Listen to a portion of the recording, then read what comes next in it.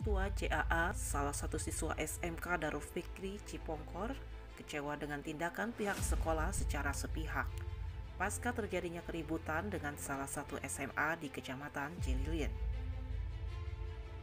Peristiwa itu bermula usai dilakukan pertandingan futsal antar sekolah.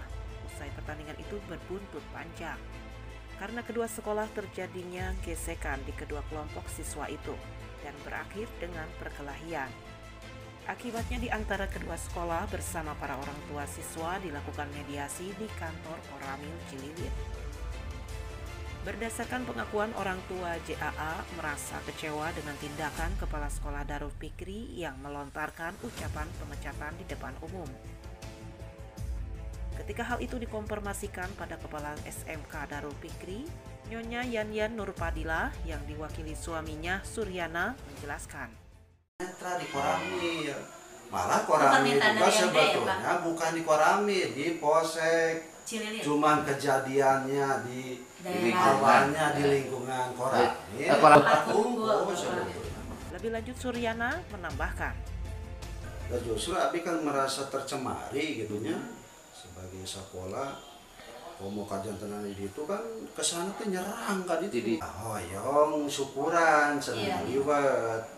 Kurang kacung sawer. Kemenangan gitu. Hari ku siji rani cenah ka dieu ka Curug Sawer. Gitu. Tapi cenah ditungguan di Cililin. Di alun-alun ya. Ari abdi heura anu ngaran siswa kitu mah kadang-kadang naon teh sok neangan bala dieu nya. Namun Suryana pun berjanji akan membantu untuk kepindahan JAA ke sekolah lain. Dengan kejadian tersebut sangat disayangkan mengingat sekolah sebagai lembaga untuk mencetak akhlak manusia dalam beretika tidak menunjukkan sesuai dengan tugas dan fungsinya. Kaburang kali nu betul-betul kamari geus dikaluarkeun buktina yang bisa deui kitu. Justru abdi mengamankan nu seueur mengorbankan hanya 1-2 orang gitu.